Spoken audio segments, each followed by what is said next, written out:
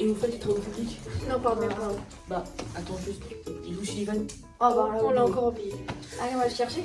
Mais attendez-moi, mais qu'est-ce que vous faites? Mais... Bon bref, mes amis sont partis chercher Sullivan, donc je vous explique qui on est. Il y a Anaïs 13 ans et Cameron 13 ans, Sullivan 14 ans et moi Gérardine 12 ans. D'accord, c'est bien beau cette petite équipe. Mais qu'est-ce que les travaux publics? Bah attends, je vais t'expliquer.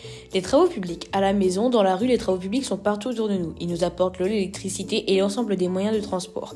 Les travaux publics offrent des emplois très nombreux dans des domaines très variés. Génie civil, réseaux souterrains, travaux maritimes et fluviaux et aménagements urbains. Les travaux publics ont 10 grandes spécialités. Ah d'accord, merci, je comprends mieux. Mais j'ai entendu parler d'un constructeur en ouvrage d'art. Et c'est quoi?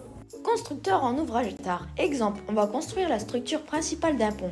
Étape 1. Coffrage du moule dans lequel sera coulé le béton. Étape 2. Paillage d'armature métallique dans le moule pour consolider le béton.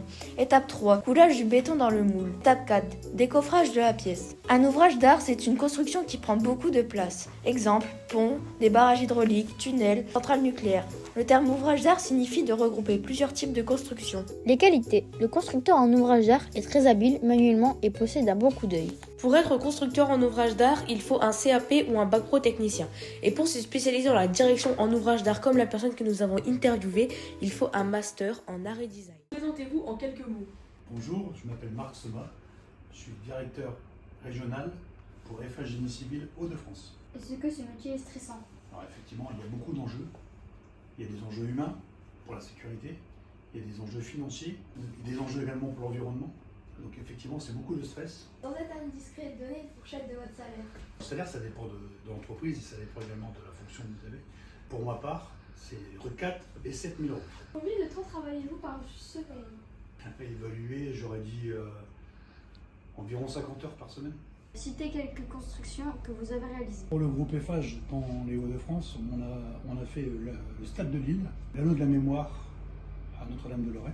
On a fait tous les ouvrages d'art de la RN17, une multitude d'ouvrages sur l'autoroute A1, sur la ligne TGV. Y a-t-il beaucoup de femmes dans ce métier? Aujourd'hui, on a 1% de notre effectif qui est féminin, mais surtout pour des métiers de roman. Merci. Merci à FH de nous avoir accueillis et merci à Marc Soma d'avoir répondu à nos questions sur le constructeur en ouvrage d'art. Bah, Vous rentrez? Ah oui, au fait, on allait oublier. Si vous voulez un métier unique, allez dans les travaux publics.